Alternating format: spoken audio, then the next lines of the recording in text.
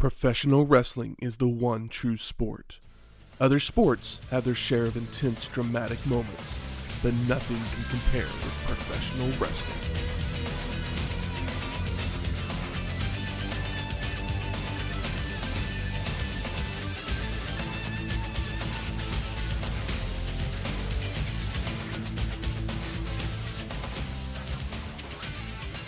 Welcome to Wrestling History X, where three friends come together to talk about the stories behind the matches. I'm Matt. I'm a handful of change. And I'm Viva Las Shangas. Welcome to episode 184, WCW Monday Night Nitro. Monday Nitro. This is our only our second Nitro? Yeah, we watched the very first episode of Nitro. Now we're hitting the 21st episode of Nitro. That was produced by WCW. It would take place on January 22nd, 1996 from Caesar's Palace in Las Vegas, Nevada. Or if you want to be technical, I guess it's technically Paradise, Nevada, because it's its own little town where the casinos are. And the hookers. That too. The hookers. I'm sure the boys may have partook. I mean, they were there in Vegas for a couple days. So yeah, I'm sure there was some partying, some money lost. Some of the ladies we saw on TV may have even, partook in the hook. But this episode of Nitro would have a TV rating of 2.7, which was right around the same as what Raw was getting at that time. Your typical wrestling rating. Yep. For now. Yeah, for now. Definitely for now. But we're in Vegas. I don't know if have we gone to Vegas before? Yes. We've been there for WrestleMania 9. Right. Yeah, I was going to say, I was like, the Caesar's Palace, the outside show. We were outside Caesar's Palace. Yeah, and then I'm trying to remember if we've been there for any other show. I think that might be the other time. I think so. I mean, that's the one that comes to mind, of course, because Yep. it's outside. And Literally, as soon as I said it, I was like, yeah, I knew that. Jim Ross in a toga, Bobby on a camel, or was he on an elephant? He was on a camel. He was on camel. Yes, like backwards. Mm-hmm. Very funny stuff. But yeah, we are in Vegas, and we are here for Nitro. And I sat back and I started thinking about my times in Vegas and what did I experience there. And then, it just all of a sudden came crashing together beautifully. The first time I went to Vegas was also the first time I went to Starbucks. And coincidentally, Starbucks now features a delicious coffee beverage called the Nitro Cold Brew with sweet cream.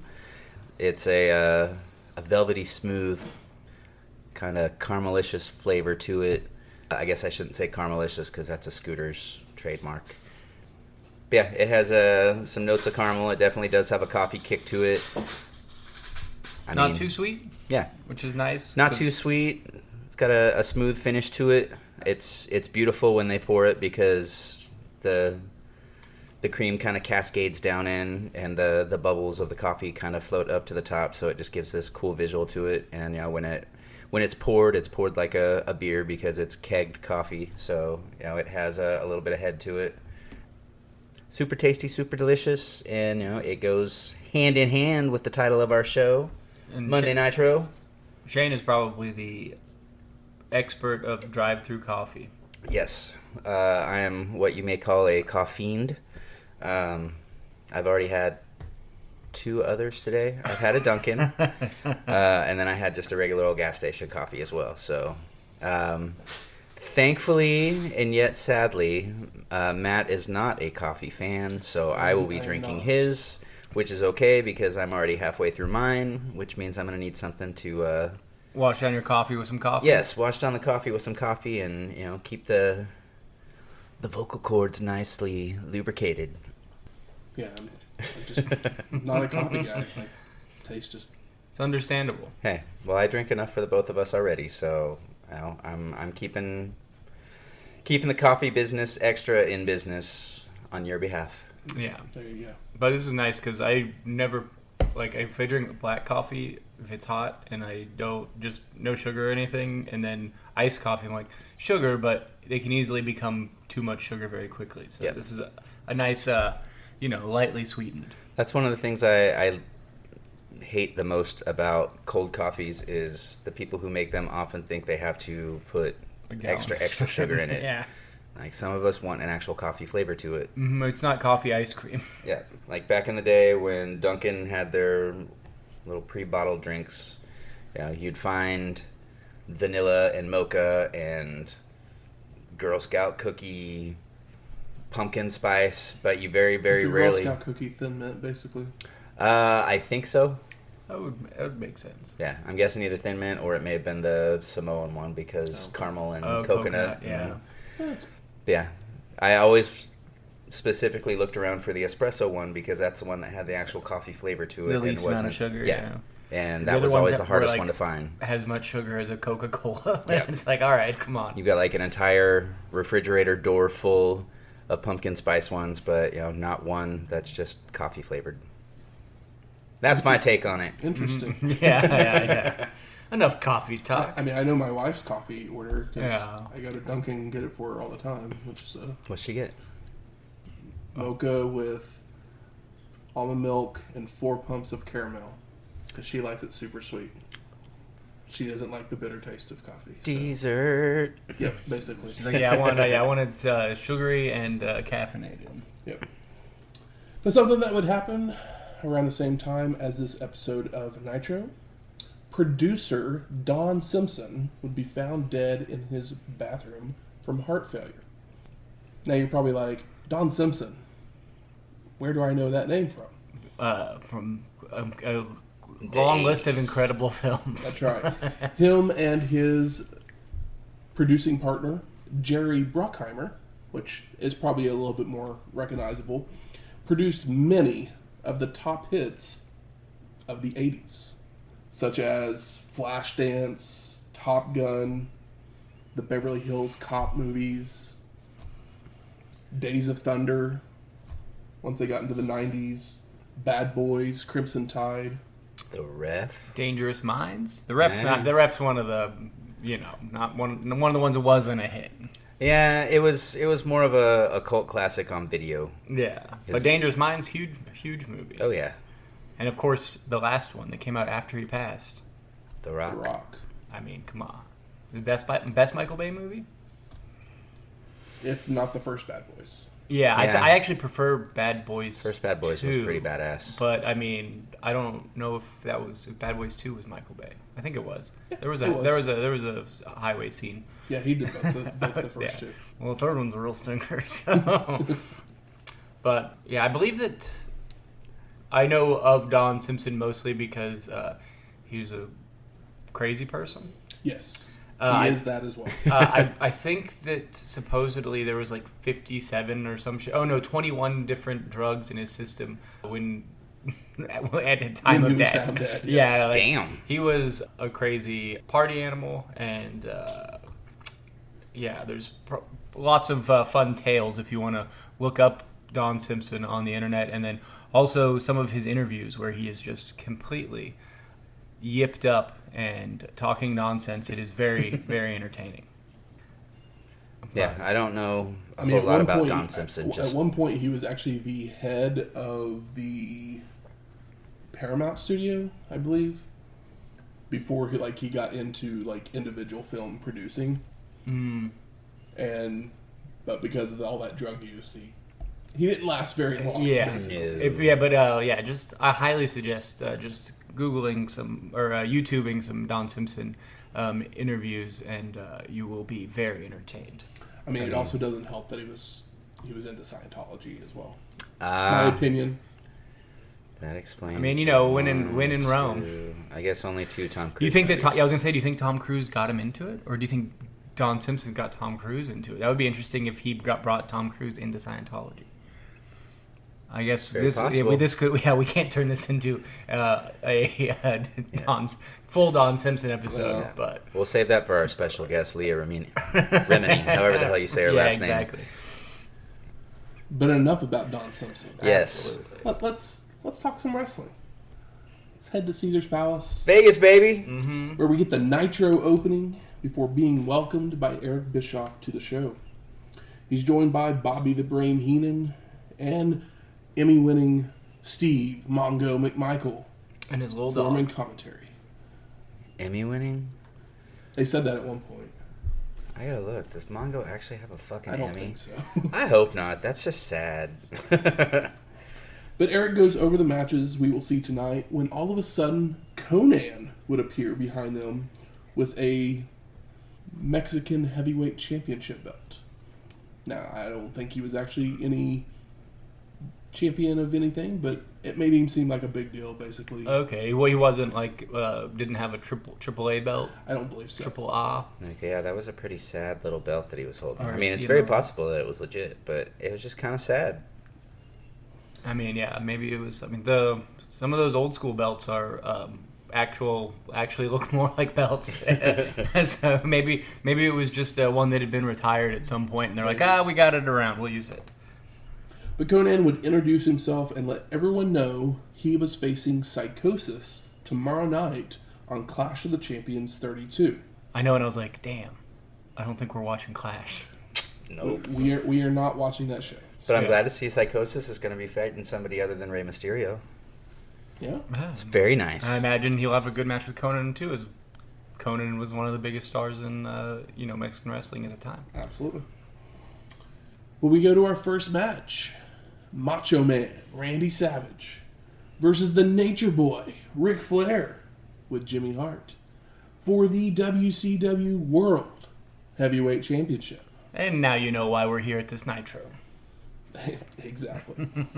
So a barrage of ladies come out with Macho. And did anyone recognize any of them? The last one was... I recognized a couple of them. Nancy Sullivan, Nancy Benoit, woman. Linda Hogan was one of them. Deborah McMichael. I noticed recognized her right away. Mm-hmm. And then, as you mentioned, Nancy Sullivan, woman, was amongst them as well. Yeah, I didn't catch Hogan's. The Real Housewives of Professional Wrestling. Yeah, but I saw Deborah and I was like, oh yeah, Mongo. That's where McMichael comes from. Yeah, I kept scanning through the others just to see if there was another wife in there that maybe Kimberly had been put into a costume since. They didn't bring back. These women were probably like, no, Kimberly can't be part of this group. She's 10 years younger and much more attractive. Also, they didn't bring back Missy Hyatt. No. Yeah. Consider the bridge burned.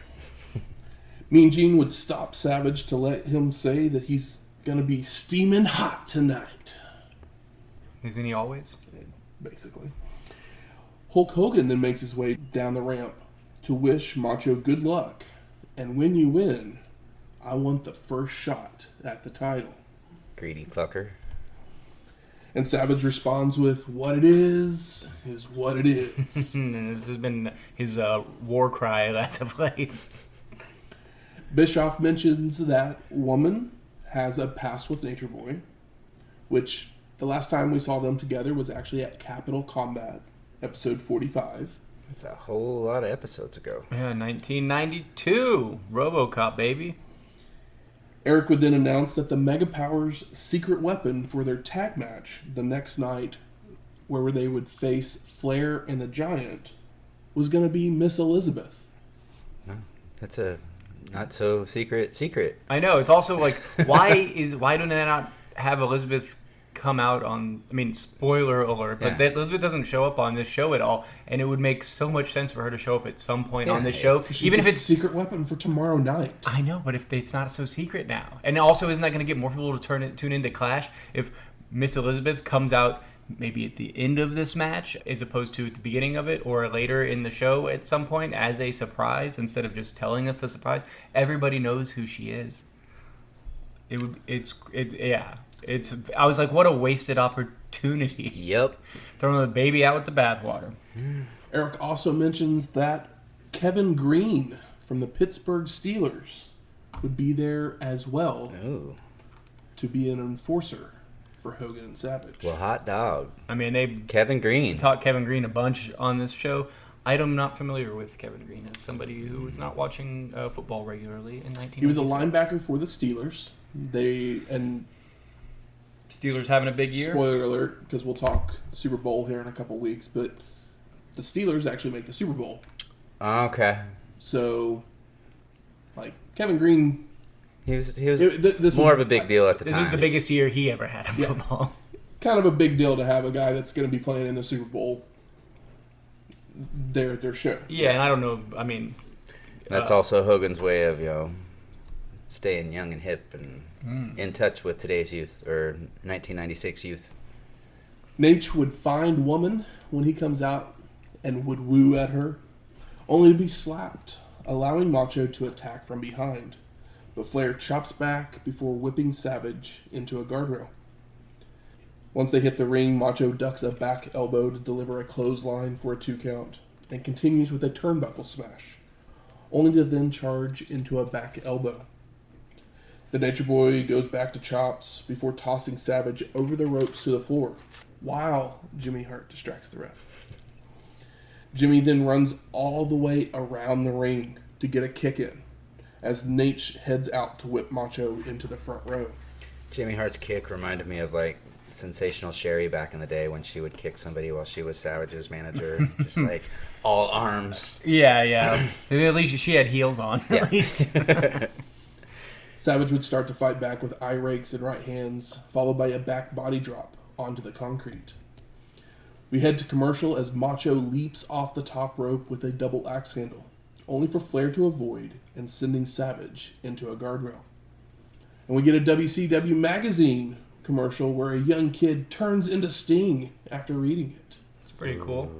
That's a way to sell a magazine. This magazine made me want to order a WCW magazine. The magazine will paint your face. Can you imagine if they made like Sting, like makeup, full face, temporary tattoos? I mean, what a missed opportunity! Just comes in the middle of the magazine. Oh yeah, the easy to remove centerfold. Just apply it to your face. We come back to action as the Nature Boy is laying it in on Macho with right hands and chops. But Savage starts to fire up with mounted punches and a whip for a Flair flip to the floor. Macho follows out only for Nate to go low and attempt to slam Savage into the guardrail, but it's blocked and reversed by Macho. They head back into the ring and the Nature Boy begs off, only to go low to escape more punishment before Flair flopping down to the mat. Yeah, it's like the ref admonishes Flair, and then he does the flop. It seemed very, very ill-timed for a Flair flop. I was kind of confused. Savage blocks a hip toss and counters into a backslide for a 2 count. Nate then counters a headlock with a shin breaker and locks on the figure 4. One shin breaker straight to the figure 4. Grabbing the ropes for leverage until he's caught. So the ref pulls the Nature Boy by his hair to make him break the hold. I mean, that's a ballsy ref. Hey, I mean, Randy Anderson ain't fucking around. He's seen enough of Flair's business. Yep. This is also around the time in the show where the commentary informs us that the Road Warriors are back, just by telling us. Yep. Surprise. Yeah. Surprise, the biggest attraction of Jim Crockett Promotions, which essentially this absorbed, and the Road Warriors were bringing more money than anybody in the 80s, and we are just going to tell you they're back. Yeah, another secret spoiled on Nitro, but by choice, not actually shown. Yeah. So Flair's shoving around the ref, but he goes back to Macho to nail a rolling knee drop before heading up top, where Savage meets him there to press slam him off. Macho then delivers a pair of flying double axe handles, and he calls for the elbow, when Hart would jump on the apron to distract the ref again. Arn Anderson would then run down to the ring with a pair of knucks, so the Nature Boy holds Savage, only for Double A to hit Nate instead. Uh-oh. Hogan then comes running down to yank the enforcer off the apron, as Macho heads up top for the Savage elbow, for the pin, and the win. And new! The bell rings before the pin attempt. Yeah. I think the timekeeper wasn't told what the finish of this Yeah, match. I was a little thrown by that myself. Exactly. And it's we'll get to it, but Hogan's into the ring to help, but he doesn't do anything. Arn wasn't I guess he pulled Arn away from like stopping the pin or whatever, but that's I guess he helped a little. So post-match, Hulk is celebrating in the ring with Macho. Very shades of WrestleMania 4. Very, very. Mm-hmm. I guess we're kind of running it back. And Savage takes the mic, calling out Hogan for celebrating like he won the match. But Macho won it. I am the WCW World Heavyweight Champion, and you are clowning around the ring. Don't embarrass yourself like that, brother. I got so excited when he just called him embarrassing, because, he is. Savage says that when he beats the Hulkster, he wants Hogan to shake his hand. And they agreed to have a match right back here at Caesar's Palace. Next month? Tonight? Tomorrow? Brother? No. Not tomorrow. There's a tag match tomorrow. They do end up having that match, but it's not until Halloween Havoc of 96. Okay. This is what we call a long-term booking. Yeah. I mean, hell, they've been booking this since WrestleMania 4, so, I mean, why not go a little longer? You know the difference between WrestleMania 4 and this? Everything is different. the Mega Powers still might be one of the best things WWF ever did. Elizabeth was there and not just mentioned. Yeah. There to the point that she brought a tear to everyone's eye. Mm-hmm. I mean, all of that stuff was done so 4 well. wardrobe changes. Yeah. It was perfectly booked. Yeah. So this is an interesting way to I like to think that all the women at the beginning of this match represented a wardrobe change that Miss Elizabeth did at WrestleMania 4. That's nice. That's what it is. But the even crazier thing is that the belt ends up changing hands like 3 times before that match happens. Oh, yeah. That totally makes sense. That's what was something glorious about the 90s was everybody just started playing hot potato. Got to boost that rating. Damn right. Yeah, it's not about... Can't miss TV because we're going to give you the secrets of tomorrow's episode today. Right. So we then go to commercial, but when we come back, we get our second match. Dean Malenko versus Flyin, Brian Pillman. All right, not mad at that lineup. And Dean grabs a hammerlock almost immediately, only for Pillman to catch him with a back elbow to escape, and he starts to laugh about it. So Malenko drops Flyin' Brian with a hip toss and a drop kick. I mean, Pillman is manic. Yes. Yelling at the crowd. He's got that wild eye. He's the loose cannon. He's not Flyin' Brian. He's unstable. Only in name. Dean then goes for the cloverleaf. So Pillman just slips his way out to the floor to regroup. Back in the ring, Flyin' Brian hits a faceplant, rubbing Dean's face in the mat before hitting a vertical suplex for a 2 count. Malenko comes back with a clothesline in the corner, a brainbuster, and a reverse neckbreaker for a near fall. Pillman then catches Dean with a knee on a charge before delivering a tornado DDT. He keeps up the attack with chops, but after a reversed whip, Malenko is able to nail a tiger bomb for a 2 count, followed by a drop kick that sends Flyin' Brian out to the floor. Fuck around and find out, brother. Dean goes for a baseball slide, which is avoided, followed by Pillman sending Malenko into a guardrail to regain control. Back in the ring, Flyin' Brian heads up top, only for Dean to meet him there, where Pillman then rakes the eyes to knock Malenko down. Flyin' Brian sets up for another tornado DDT, but Dean shoves him off to the mat, followed by delivering a gutbuster and applying an ankle lock, only for Pillman to make the ropes. Flyin' Brian is then out on the apron, with Malenko hitting shoulder tackles, but a Pillman right hand knocks him back, getting Dean's foot trapped between the ropes, allowing Flyin' Brian to jump on top for a pin and a win. So not only was the leg in the ropes, but Malenko had literally rolled onto his side while the count was being made. Yeah, that's There's some bad refereeing. Yeah. On this show. Yeah, it's like the foot in the ropes you could play it to where the ref didn't see it or whatever, but the other one's completely inexcusable. Exactly. The other one's just like a way for Malenko not to look, weak or whatever. So we've got a referee pulling hair in the first match, a referee totally missing everything in the pin of this match. Wonder what's going to happen next. We go to a commercial. WCW Saturday night. Sting and Lex will be wrestling. Johnny B. Bad will take on Ming.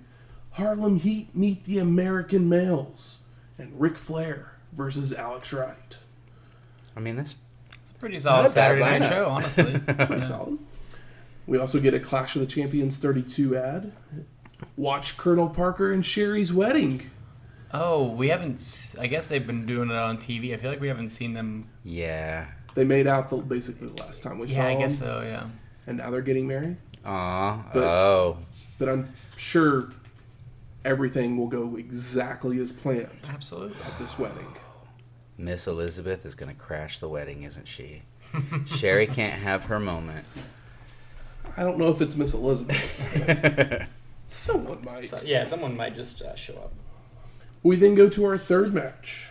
Harlem Heat of Booker T and Stevie Ray versus Sting and Lex Luger for the WCW World Tag Team Championships. And the champions come out first. Foreshadowing. Also, they just told us that Sting and Lex are going to fight on Saturday. Mm-hmm. I mean, they have this cantankerous relationship at the moment. Well, they didn't say they were wrestling each other. They just said they were wrestling. Wrestling. Oh, okay. Yeah. But if you noticed, Harlem Heat, no Sherry. Nope. So I assume she's at her bachelorette party. Something. I mean, she's getting married tomorrow. Exactly. She's got to live it up, before she gets the old ball and chain. She's got to find that right outfit for the boudoir. Bischoff also mentions that Lex had cost Sting the world title the week before. Something about a megaphone or something like that. Is that what I heard? Something like that, yeah. So, damn it, Lex. Are they on the same page? I mean, we're about to find out. We go to another commercial and we get an ad for Super Brawl. And that's our next WCW pay-per-view. But we come back to Stevie Ray and Luger in the ring, where Lex smashes Stevie's head into a turnbuckle, but then charges into a boot in the corner, only to recover with a running forearm smash.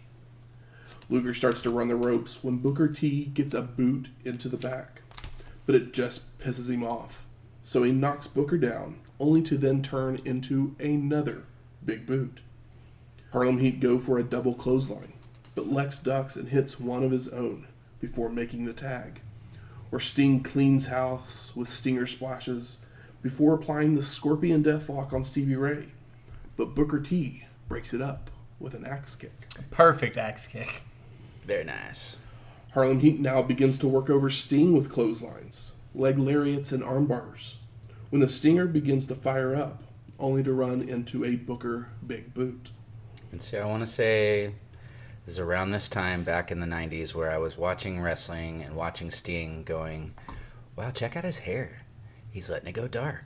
There's no more platinum blonde. There's no more bleach. I just had to call that out. Yeah, It was a memory from my youth, but yeah. He was tired of buying all that bleach. Well, there's already one platinum blonde on top, brother. No point being his sidekick.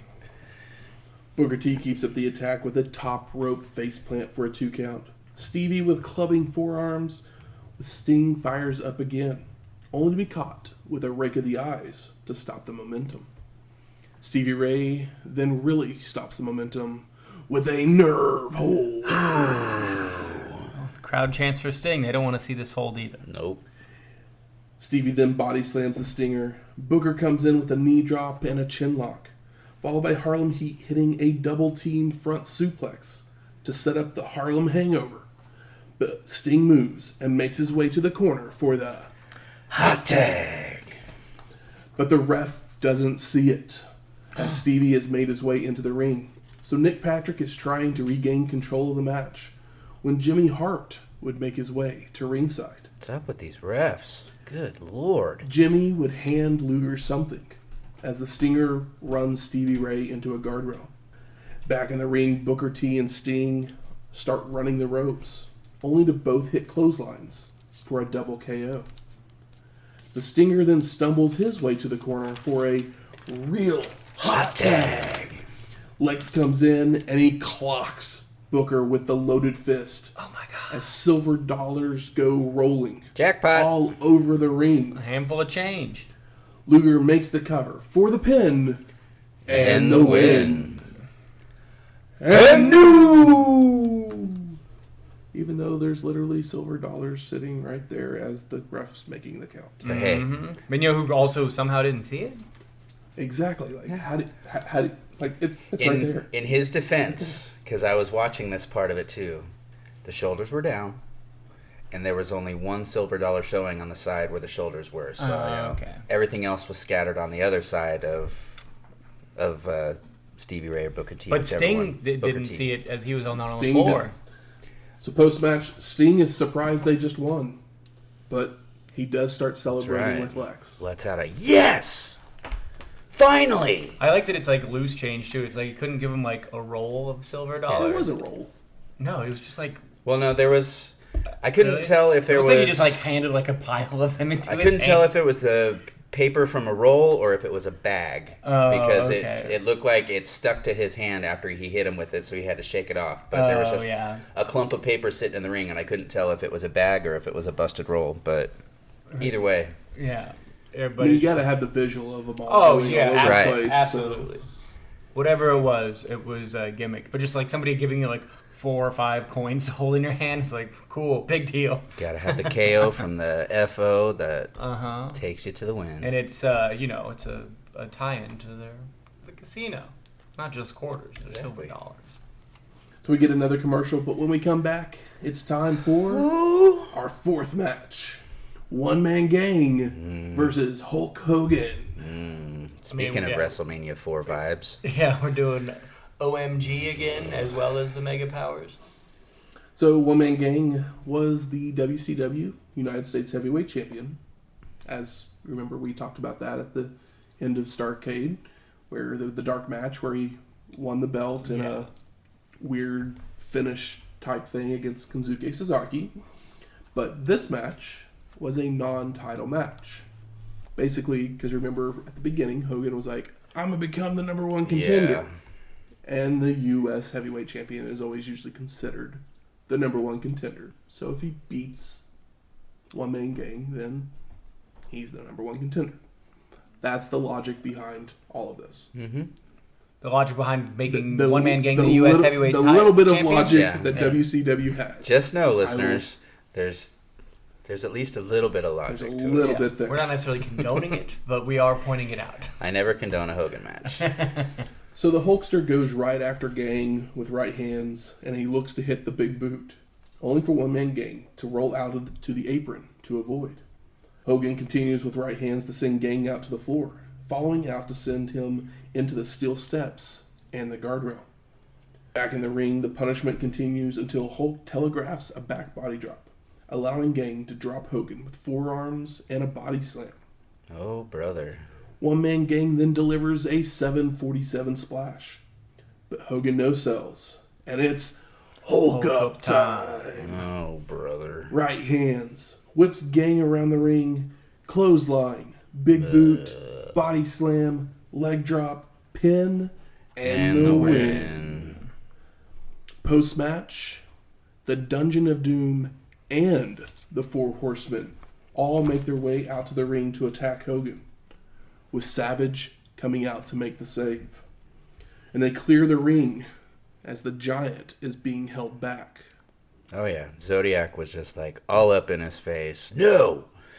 No! Don't do it, brother. Don't do it. The most convincing anything I've seen from old Brutus. Zodiac. The man without a name. Butcher. The zebra striped boy. Mean Gene then joins the ring where Hulk and Macho talk over plans for their title match, before talking about their secret weapons, Kevin Green and Miss Elizabeth, for tomorrow night's tag match at Clash 32. And Eric says his goodbyes with Heenan flipping out on Mongo for interrupting him as we fade to black. Oh, Bubby. So I ask you, gentlemen, what are your overall thoughts of Monday Night Nitro? It was a boring show to sell the Clash. I hate the Superpowers rehash because it's not good or clever.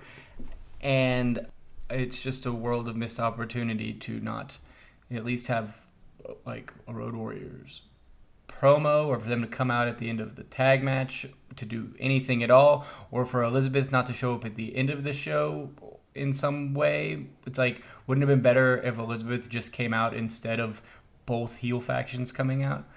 It would have been a bigger pop. Granted, they still have to have the Giant, but the Giant could come out after Elizabeth has an entrance or something. Oh, yeah. And still say, Hogan, I can smell your blood, which is what he yells at him. But Forgot about that one. Yeah, that was my feeling on this show for the most part. My thoughts on this show can be summed up by a quote from Tony Schiavone on this show, who said, "If you want to know where Lex Luger's head is..." Tony Schiavone wasn't on this show. Or wait, sorry, Bischoff. See, that's how much I loved this episode. Bischoff is like Tony Light.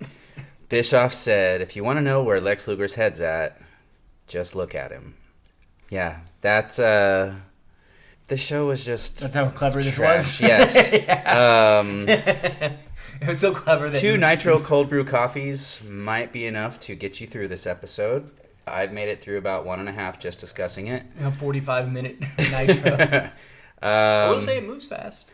Yeah, it moves quickly. There's a lot of shit that doesn't need to be there, and a lot of shit that could be done a whole lot better. And the stuff that could be done better is so blatantly obvious that that's the frustrating part. I said it a few times during the podcast here. Oh, brother. So, a couple of title changes always makes for good TV, right? Not when they look like this. Totes. But some really bad finishes makes this episode barely passable. Yep.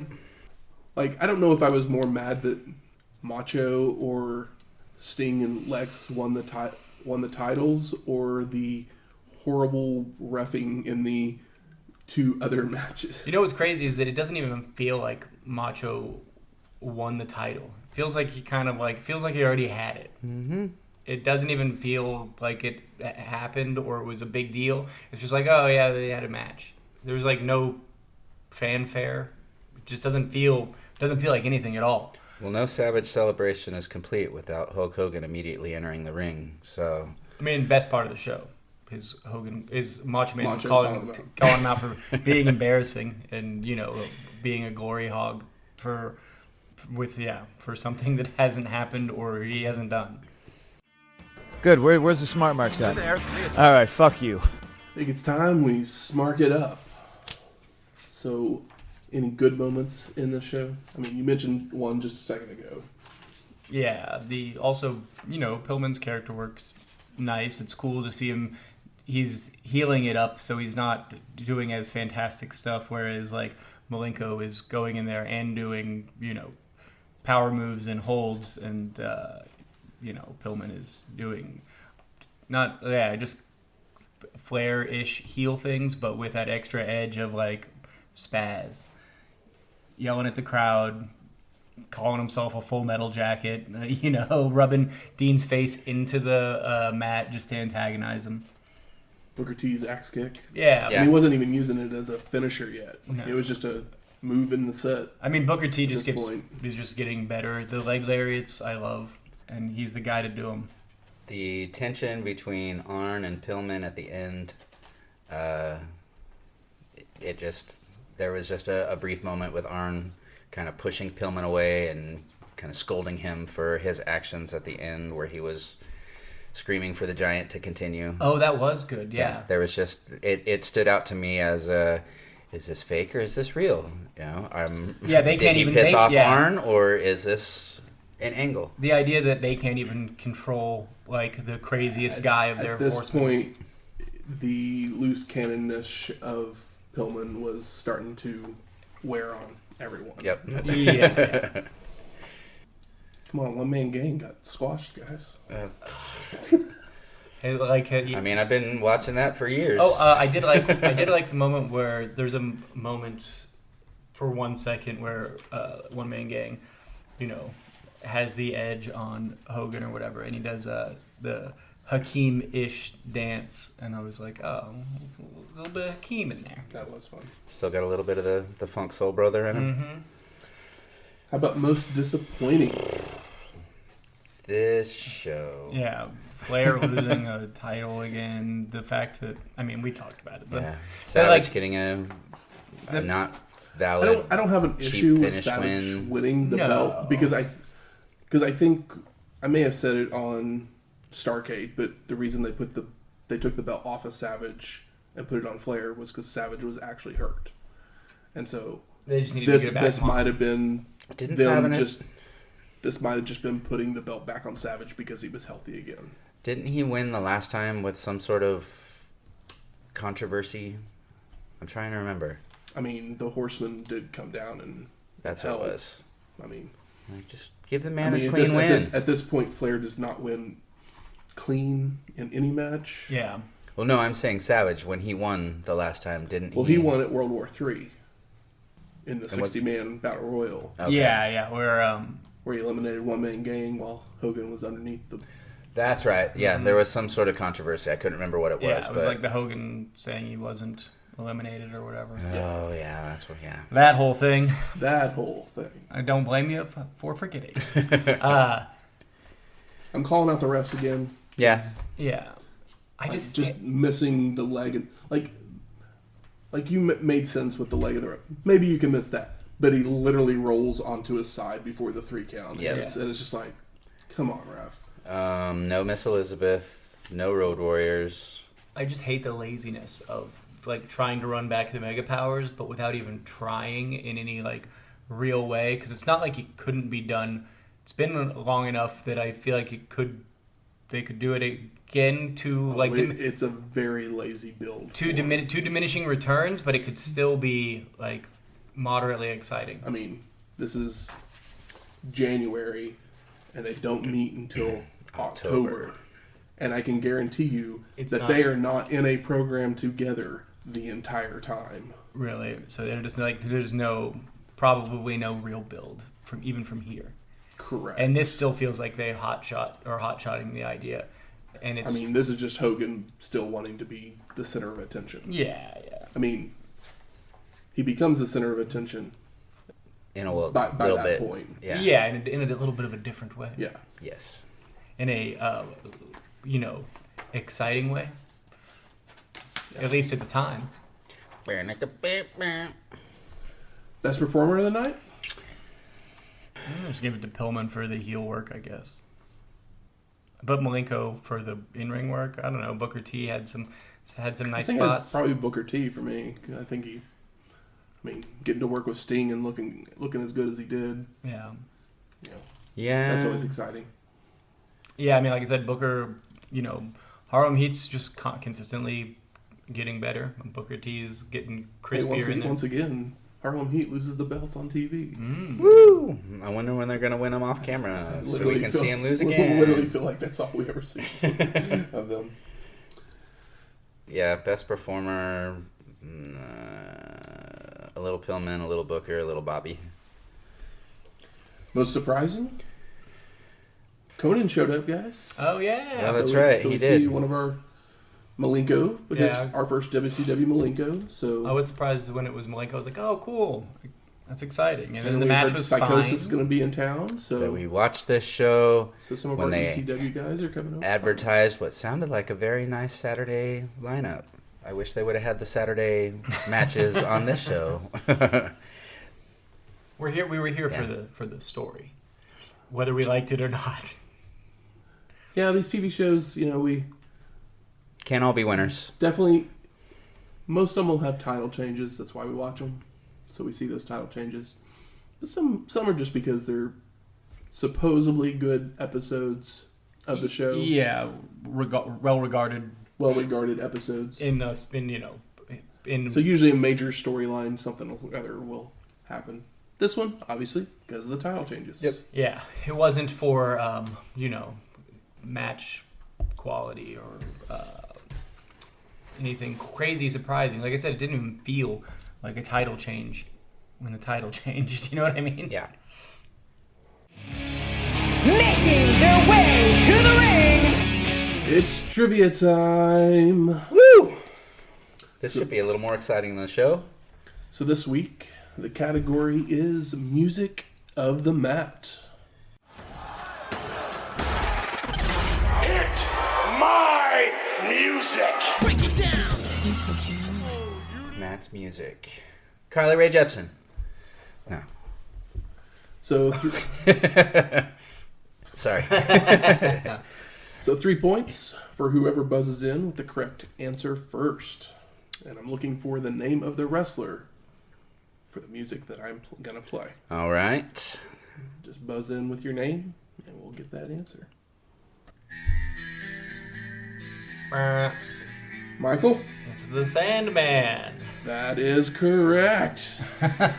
It's so funny because when we watch these shows, We don't hear that we song. don't hear we don't hear Metallica. We hear like whatever song, whatever free use tune they use, and it's funny because it's like, oh, I understand. We always complain about the Sandman's like 10-minute intro, which is like cool, but it's less cool when like you can't hear the crowd singing along to Metallica or Sandman smoking and drinking to Metallica.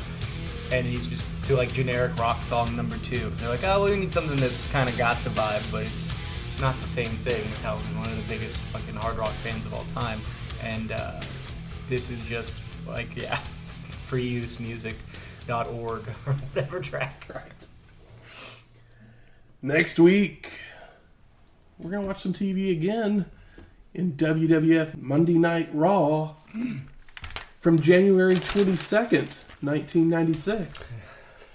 Gonna do like I used to do back in the day, where we turn the channel to USA and see what's happening with those fellers up north. Mm-hmm. Exact same night as this Nitro that we just watched. Is this the first show we've done that with? Where it's No. been the same night? No, I want to say there's been other ones. I mean, TV show possibly. TV but show definitely. Yeah. I want to say we've had a pay-per-view and a something on the same night. I can't remember. Maybe they were just a day apart from each other. That could be. Maybe that's what it... No, we have, because the first Clash of the Champions was the same night as WrestleMania Survivor Series. Survivor Series, that's what it was. Yeah. Oh, I knew there was something. Was that the one with the Gooker? I don't remember if that's the Gooker Survivor Series. I know it's the Sting Flair Yeah. time limit draw. So 89, So no, that was not 88. Gooker. 88. Okay. I don't remember what 88 Survivor 88 was the... Is that the one with the tag teams? And like Ultimate Warrior and Brutus Beefcake versus... I think that's the Jumping Bomb Angels one. Yeah. Because I think it was the first Survivor Series. But yeah, this is our first like tandem Raw Nitros, which I'm sure will happen multiple times in the future as we are, approaching the war. The war. Raw is war? I don't know if Raw was war at this point or not. No, I don't think it was, because it became Raw is War when it moved to 2 hours, I believe. Because the first hour was Raw and the second hour was War. Because they had like a separate intro and everything. That was not the Survivor Series with the Jumping Bomb Angels, but it was the... It did have one of the 10-on-10 tag team Survivor Series matches. One of the where it's like, how did you fit this many people on? Killer Bees and Powers of Pain, Demolition, Strike Force. It was the second annual one. Young Stallions. But music from this week's show is the Nitro theme song. And Hogan won our main event, so we play American Made by Jimmy Hart. If you like this episode or any of our other ones, go out there and rate and review us on iTunes, Stitcher, Google Play, or wherever you find your podcast at. If you have any questions, comments, concerns? Recipes. We're going to Stockton, California next. Yeah. Need some Cali recipes. Always need Philly recipes, drink ideas, something. You can send those to us at our email, wrestlinghistoryx@gmail.com, or find us on Twitter at WrestlingHistoX. That's Wrestling HISTOX. X. We'll talk to you next week. Laters. Fuck you, Terry.